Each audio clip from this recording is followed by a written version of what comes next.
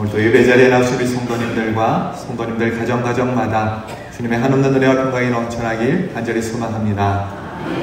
오늘 우리는 너무나 쉽게 예수님을 나의 구주로 영접하고 신앙생활을 하고 있지만, 예수님을 처음 믿었을 때 초대교회 성도들은 예수를 믿는다는 이유만으로 로마에 의해서 극심한 박해를 받아야만 했습니다. 왜 이들이 박해를 받을 수밖에 없었는가? 로마의 황제가 나의 주가 아니라 예수님이 나의 주라고 고백하니까 반역을 일으키는 것이죠. 그리고 은밀히 모여서 예배를 드리는 그 모습이 반란의 주범자들이다 라고 핍박을 받게 되는 것입니다. 거기다가 예수의 피와 살을 서로 나누는 성만찬이 식인 문화를 따른다라는 오해도 받기도 했습니다. 그리고 형제 자매라고 이렇게 호칭을 부르다가 서로 결혼하는 모습에 근친상간하고 있다라는 그런 오해도 불러일으켰습니다. 이 초대교회 성도들이 어떠한 극심한 박해를 받았는가, 제가 자료를 찾아보니까 예수님의 십자가형에 달려 돌아가신 것처럼 그리스도인들도 십자가 처형으로 그들의 목숨을 앗아갔습니다.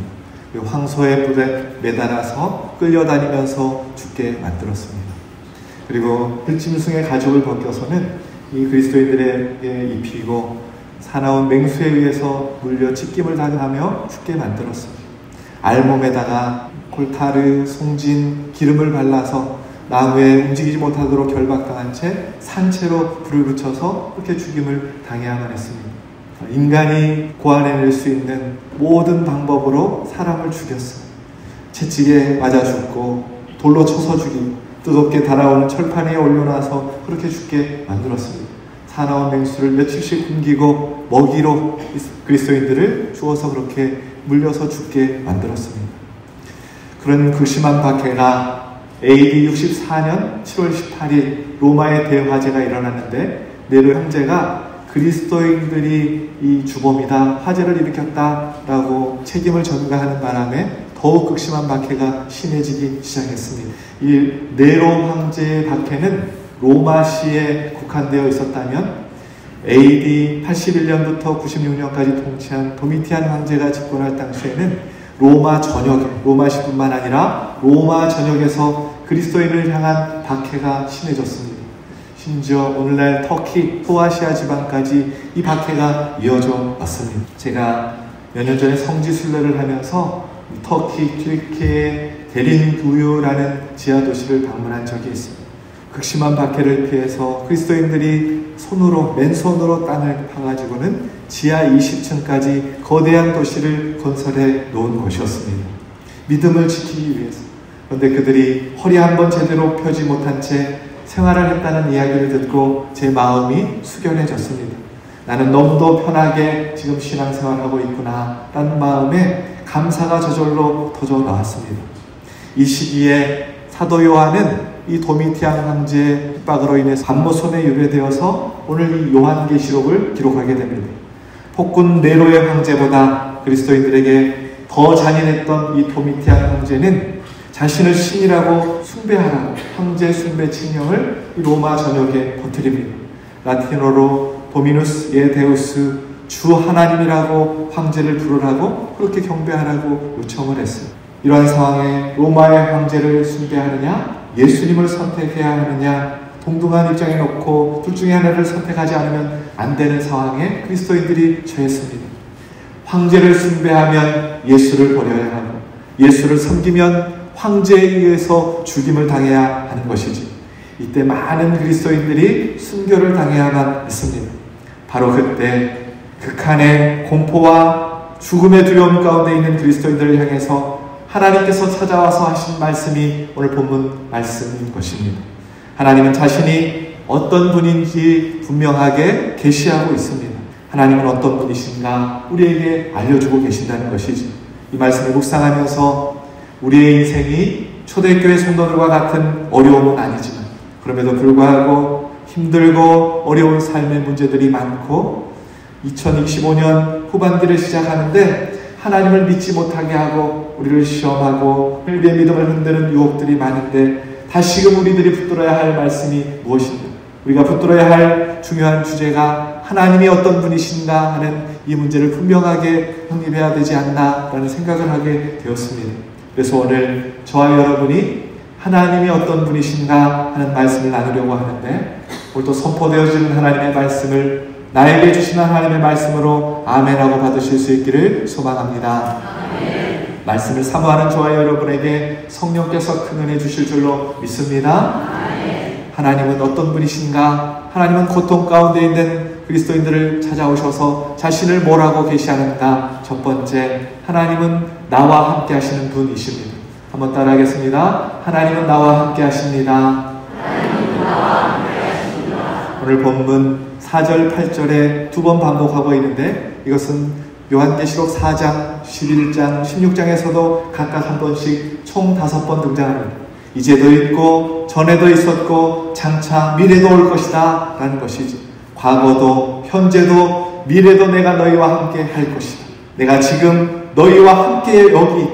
너의 고통의 현장에 내가 너희와 함께 있단다 라고 자신을 소개하고 계십니다.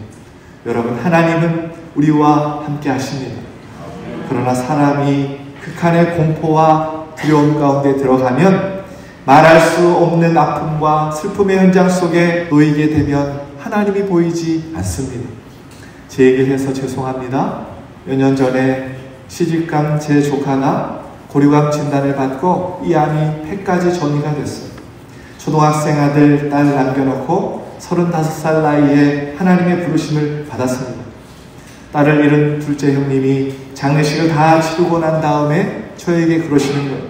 목사님, 하나님이 안 계신 것 같아요. 내가 그렇게 살려달라고 기도했는데 하나님은 어떻게 그러실 수 있대요? 제가 그 소리를 듣는데 제 마음이 무너지는 것 같았습니다. 하나님은 얼마나 마음이 아프실까 그런 생각이 들었습니다. 여러분, 지금 초대교회 성도들이 당한 고난은 그냥 웬만한 고난이 아니라 극한의 두려움이고 죽음의 공포입니다. 말할 수 없는 환난과 고통, 사방이 나를 짓누르고 있는 그런 고난과 어려움을 당할 때 하나님이 안 보이는 것이지, 하나님이 안 계십니다 그렇게 고백할 수밖에 없는 것이지.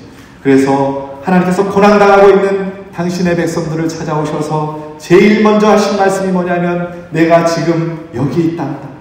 온 땅을 말씀으로 창조한 그 능력 그대로 내가 여기 너희와 함께 있단다. 죽은 나사로를 말씀 한마디로 살려낸 그 놀라운 능력 그대로 지금 내가 여기 살아있단다. 하나님이 백성들에게 말씀하고 계시는 것입니다. 초대교회 성도들이 붙잡았던 말씀입니다. 히브리서 13장 5절 6절 말씀 함께 공독합시다. 돈을 사랑하지 말고 있는 바를 족한 줄로 하라. 그가 친히 말씀하시기를 내가 결코 너희를 버리지 아니하고 너희를 떠나지 아니하리라 하셨느니라. 그러므로 우리가 담대히 말하되 주는 나를 돕는 이시니 내가 무서워 아니하리라. 사람이 내게 어찌하리요. 아멘. 그러므로 초대교회 성도들이 담대하게 믿음을 지킬 수 있었던 이유는, 주님의 복을 증거할 수 있었던 비밀은 주님이 함께 하셨다라는 사실을 깨달았기 때문입니다. 초대교회 신앙의 비밀은 주님의 함께 하심에 있었습니다. 찬양 사역자 중에 마커스 워십팀에서 활동하고 있는 소진영 자매가 있습니다. 이분이 25살 나이에 명절 바로 전날에 몸에 오한이 찾아왔습니다. 그래서 감기 몸살인가 보다라고 생각을 하고 동네 병원에 찾아가서 영양제 맞으면 괜찮아지겠지 링겔을 맞으러 찾아갔더니 이 동네 병원 의사가 빨리 큰 병원으로 가보라고 그렇게 얘기를 했답니다. 병원에 가서 여러 검사를 하고는 만성 골수성 백혈병이라는 진단을 받습니다. 그동안 건강하게 살아왔고 가족 중에 그 누구도 이런 진단을 받은 적이 없는데 청천벽력과도 같은 소식에 너무도 놀라서 하염없이 눈물이 계속해서 흘러나왔답니다. 그때부터 항암 치료를 시작했는데 때마침 신약이 개발되어서는 보험 혜택에 적용을 받게 되고 약물 치료를 할 수 있게 되었답니다. 의사 선생님이 젊은 나이부터 오랫동안 약을 먹으면 안 되니까 약 안 먹을 수 있는 길이 있는데 조혈구 세포 이식을 받게 되면 더 이상 약을 먹지 않아도 된다고 수술을 받으라고, 이식 수술을 받으라고 권유를 해 주었답니다. 오빠하고 검사를 해보니까 가족 중에 오빠가 가장 잘 맞아서 그렇게 이식 날짜를 잡아놓았는데 같은 질병을 갖고 있는 환우 한 분이 이렇게 이야기를 하더라는 거예요. 이식 수술을 받으면 치료는 될 수 있지만 아이는 가질 수 없다는 이야기 아십니까? 이렇게 묻더라는 거예요. 그 이야기를 듣고는 이 소진영 자매가 또 한 번 마음이 무너졌답니다. 진짜 사망 선고가 내려진 것 같아 병을 진단받을 때보다 더 많이 울었다고 합니다. 그래서 결국 이식 수술을 포기하고 매일 약을 먹기로 결정을 합니다. 그때 주님께서 은혜를 베풀어 주시기 시작하시는데 같은 찬양팀에서 형제 한 명이 이 자매에게 찾아와서 너를 좋아한다고 사귀자고 그렇게 고백을 하더라는 거예요. 그래서 자신의 질병과 상황을 이 형제에게 다 이야기를 해 주었답니다. 그랬더니 다음날 이 형제가 찾아와서는 결혼하자고 프로포즈를 하더라는 거예요. 그렇게 결혼을 하게 됩니다. 문제는 임신이었습니다. 아이를 갖기 위해서는 약을 끊어야 했어요. 그러나 의사 선생님이 약 끊는 것을 반대를 했대요. 그렇게 약을 끊기로 결심을 하고 1년 동안 이 아이를 갖기 위해서 노력을 했는데 아이가 생기지 않았답니다. 의사 선생님이 다음 달에도 안 생기면 약을 먹어야 된다고 그렇게 했는데 바로 그 다음 달에 딸을 갖게 되었습니다. 이렇게 어렵게 아이를 갖고 나서 지은 곡이 오직 예수뿐이네 라는 찬양입니다. 그 가사가 은혜 아니면 살아갈 수가 없는 그 신계획 다 알 수가 없네. 이 내용의 노래입니다. 하나님의 크신 계획을 다 알지 못하고 내가 작은 일 하나 때문에 눈물을 흘리고 있었구나 라고 그 생각으로 곡을 지었다고 합니다. 그 아이가 건강하게 딸아이가 태어났는데 의사 선생님이 귀에 이상 소견이 있다고 말을 하는 거예요. 그때 그녀는 그 한 10년 동안 투병 생활을 하면서 겪었던 자신의 고통은 아무것도 아닐 만큼 고통스러웠다고 고백합니다. 그녀는 수유를 하는 동안에 하나님 내 아이를 고쳐주셔서 눈물로 끊임없이 기도했답니다. 그렇게 한 달 뒤에 아이가 정상 판정을 받게 됩니다. 그러던 어느 날 하나님께서 소진영 자매의 마음 가운데 하나님의 음성을 들려주셨어요. 진영아, 지금 너를 인도하는 분이 누구니? 너 딸의 인생을 인도하는 건 너가 아니고 나란다. 이 마음을 주시는데 그녀는 그제서야 하나님 앞에 항복했답니다. 그때부터 자신의 삶을 이끄는 분이 주님이심을 확실하게 깨닫고 함께 하시는 주님께 내 모든 짐을 내려놓고 평안을 누리게 되었노라고 그녀가 고백합니다. 다윗도 우리에게 고백을 해요. 시편 23편 4절 말씀 함께 공독하겠습니다. 내가 사망의 음침한 골짜기를 다닐지라도 해를 두려워하지 않을 것은 주께서 나와 함께 하시리라. 주의 지팡이와 막대기가 나를 안위하시나이다. 아멘. 내가 사망의 음침한 골짜기를 다닐지라도 해를 두려워하지 않을 수 있는 이유, 원수의 목전에서 내가 만족할 수 있는 이유는 그 이유는 바로 항상 나와 함께 하시는 하나님을 믿었기 때문이라고 다윗이 그렇게 고백하고 있습니다. 주께서 나와 함께 하심이라 이 고백을 하고 있는 것입니다.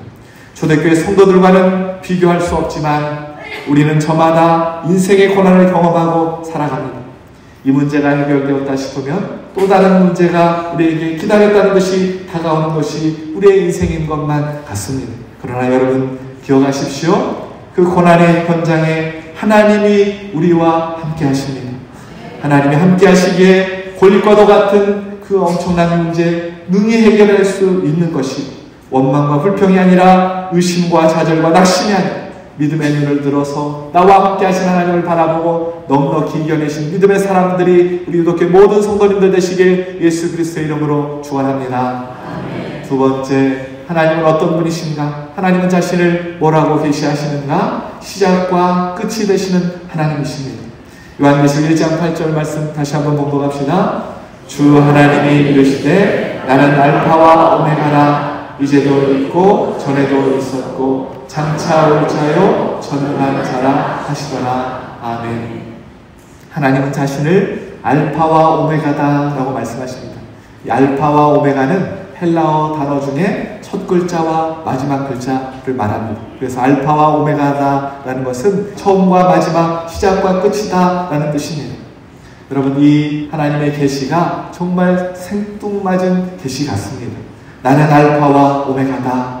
이 말이 고난당하고 있는 그리스도인들에게 무슨 위로가 되었겠습니까? 내가 너를 지켜줄게. 내가 너를 보호할 거야. 나는 너의 피난처야. 이런 말이 더 위로가 되지 않겠습니까? 고난과 환난 가운데 있는 하나님의 백성들에게 오셔서 주님이 하신 말씀이 뭐냐면 나는 알파와 오메가다 라는 것입니다. 하나님은 왜 그렇게 자신을 계시하고 있는 것일까요? 질문을 바꿔보겠습니다. 여러분, 고난이 왜 힘든 것일까요? 여러분, 코로나가 왜 힘들었습니까? 언제 끝날지를 모르기 때문입니다. 코로나가 언제 끝날지 정확하게 안다면, 정보가 정확하고 확실하다면, 만약에 일주일 뒤에 끝나고 한 달 뒤에 끝난다고 말해준다면 우리는 일주일, 한 달 견딜 수 있을까요? 없을까요? 언제 끝난지를 안다면 우리는 확실히 견딜 수 있지. 고난이 힘든 이유는 물론 그 고난이 주는 고통 때문이기도 하지만 더 힘든 이유는 이 고난이 언제 끝나지 모르고 알 수 없고 계속될 것만 같은 두려움 때문에 힘든 것입니다. 이 질병이 안 끝날 것만 같아. 이 관계 어려움이 안 끝난다는 것이지. 이 가난이 언제 끝날 줄 모르는 것이지. 내가 가지고 있는 고난이 안 끝날 것만 같기 때문에 이 고난이 힘든 것입니다. 그러나 그 고난이 끝이 나면 우리는 견딜 수 있습니다. 부모님들이 거짓말을 많이 하잖아요.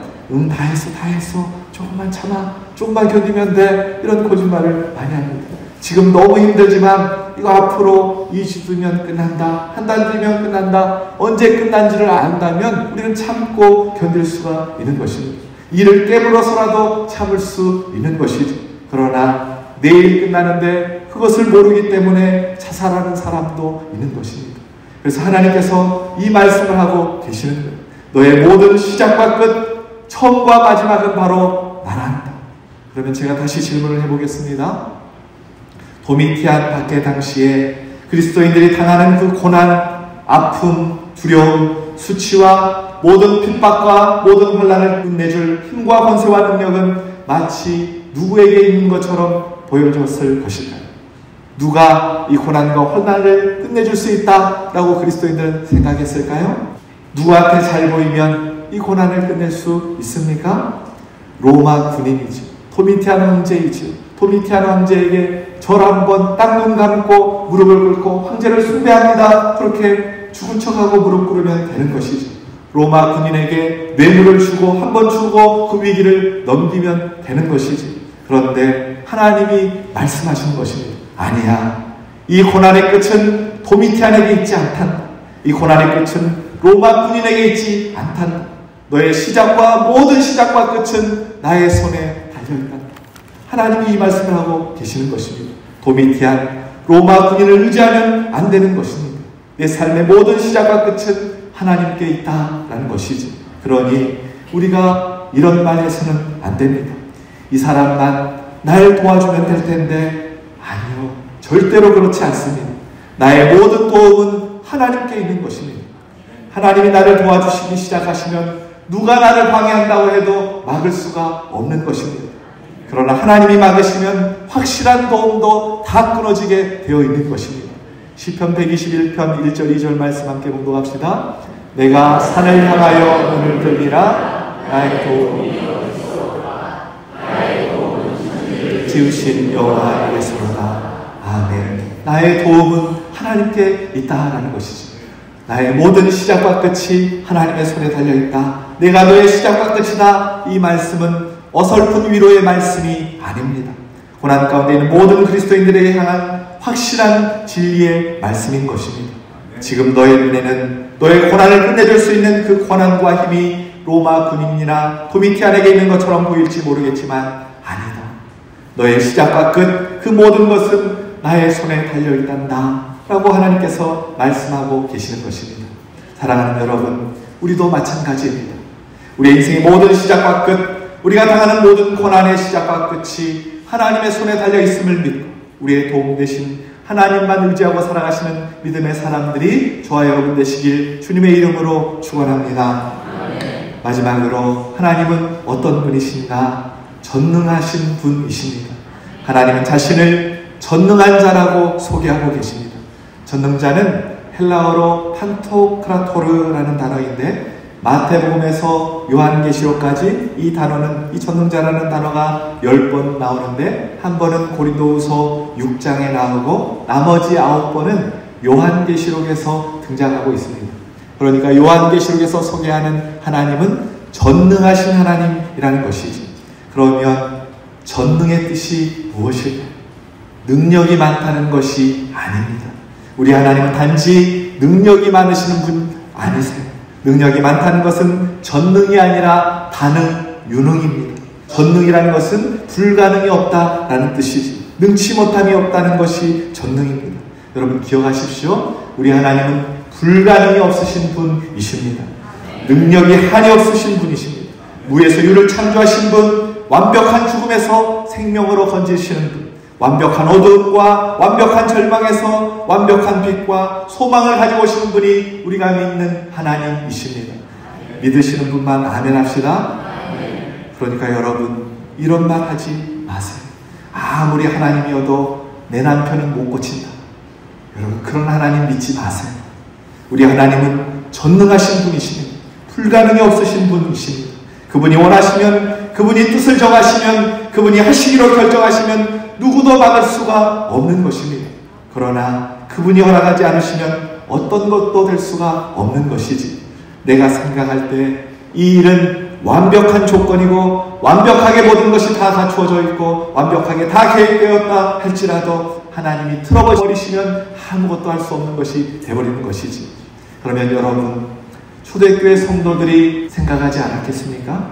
하나님은 전능하신데, 하나님은 불가능이 없으신 분이신데, 그런데 내 인생은 왜 이렇게 고난 가운데 허덕여야만 하는가?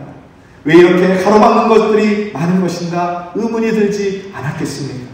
그러면 이런 고난의 순간에 왜 하나님은 자신을 전능자라고 계시하고 계시는 것일까요?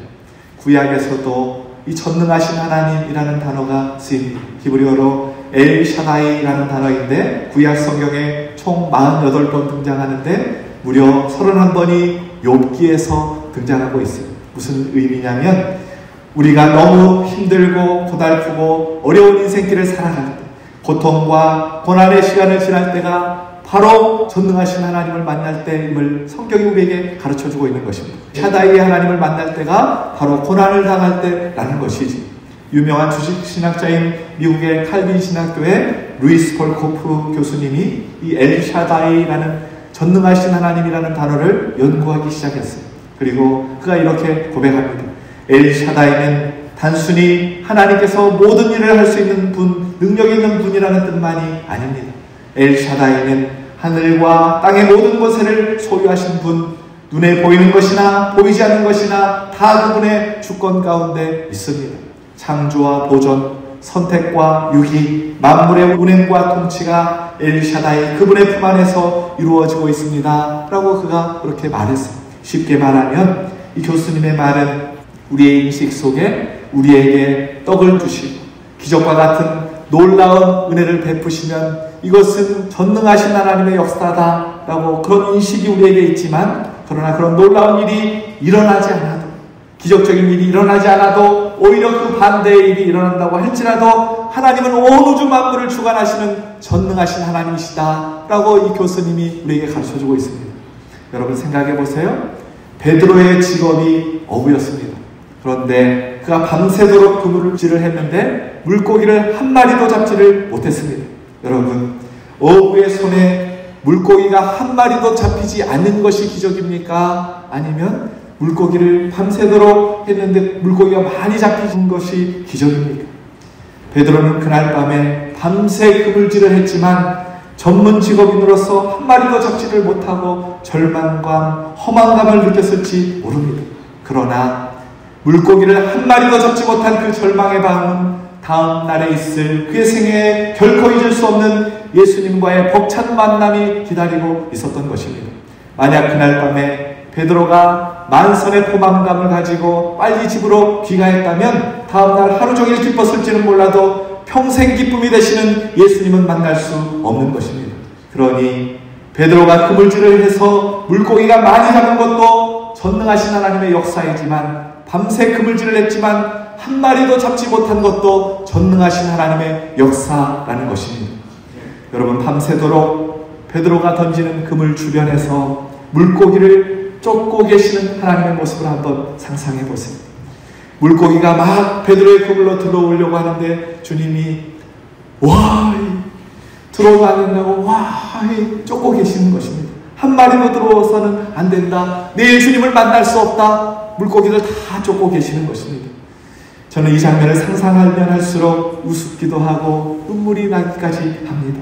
밤새도록 우리의 인생의 물고기를 쫓고 계시는 하나님도 전능하신 하나님의 역사라는 것이지, 혹시 오늘 우리 가운데 우리의 인생의 물고기가 몰려오는 것이 아니라 인생의 물고기를 쫓고 계신 하나님의 역사가 일어나고 있는 때라면 욥이 그랬던 것처럼, 초대교회 성도들이 그랬던 것처럼 전능하신 하나님을 만날 기회라는 사실을 기억하시고 그 하나님을 붙잡을 수 있는 저와 여러분 되기를 소망합니다. 미국의 도자기나 골동품을 보면 견디지 못하는 골동품 수집가가 있었습니다. 그는 엄청나게 큰 미술품, 고미술품 가게를 운영하면서 언론인으로서 미국에서 활동을 하고 있었습니다. 어느 날 그에게 가슴 떨리는 소식이 전해 들어왔습니다. 유럽의 명문가에서 가보로 내려오는 도자기가 하나가 있는데 그 소식을 이 도자기 수집가인 이분에게 전해준 것입니다. 그날부터 밤잠을 설치면서 그 도자기를 가져와야 되는데 꿈에 그리면서 이 도자기를 갖기를 소망했습니다. 마침내 짐을 꾸려서 유럽으로 그 도자기를 찾으러 건너갔습니다. 하지만 몇 달을 찾고 몇 년간을 찾았지만 유럽의 구석구석을 다녔지만 소용이 없었어요. 도자기를 찾지를 못했어요.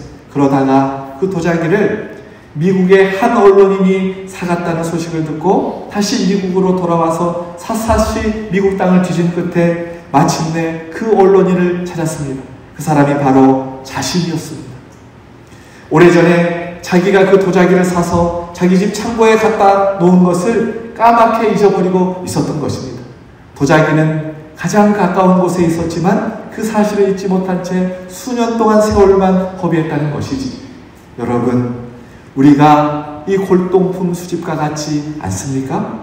하나님은 늘 우리와 함께 계시는데 하나님 저와 함께 해주세요 울부짖을 때가 얼마나 많았습니까? 하나님이 늘 나의 등 뒤에서 나를 지키시고 보호해 주시는데 앞이 캄캄하고 막막하다고 우리가 불안해할 때가 얼마나 많았습니까? 하나님이 내 앞에서 인도해 주고 계시는데 길이 보이지 않는다고 제멋대로 갈 때가 얼마나 많았습니까? 하나님은 우리가 그분을 믿는다고 하는 순간부터 우리와 세상 끝날까지 함께 하시겠다고 약속하셨습니다. 나와 함께 하신 하나님은 알파와 오메가 모든 내 인생의 시작과 끝이십니다. 또한 전능하신 분이십니다. 오늘 고난당하는 초대교회 성도들에게 오셔서 하나님은 그렇게 자신을 소개하고 계십니다. 초대교회 성도들은 내가 지금 너와 여기 함께 있단다. 나는 알파와 오메가란다. 나는 전능자란다. 라는 이 하나님 붙잡고 숱한 고문과 유혹과 핍박 속에서도 신앙을 지켜냅니다. 그리고 그 하나님을 찬양합니다. 요한계시록 7장 10절 말씀 함께 공독합시다. 큰 소리로 외쳐 이르되 구원하시니 보좌에 앉으신 우리 하나님과 어린 양에게 있도다. 아멘.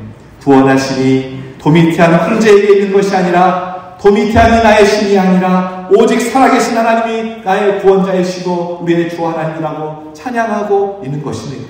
사랑하는 여러분, 아무리 힘들고 어려운 환경 가운데서도 오직 하나님께만 무릎을 꿇고 하나님만이 나의 힘이고 도움이며 소망이며 나의 모든 것 되심을 믿음으로 고백하실 수 있기를 소망합니다. 그리하여 2025년 후반기를 살아가는 동안 고난 중에도 신앙을 지켜냈던 초대교회 성도들처럼 어떠한 상황과 환경 가운데서도 흔들림 없이 주님 붙잡고 주님 찬양하시고 믿음을 지키며 승리하시고 우리 이렇게 모든 성도님들 되시길 예수 그리스도의 이름으로 축원합니다.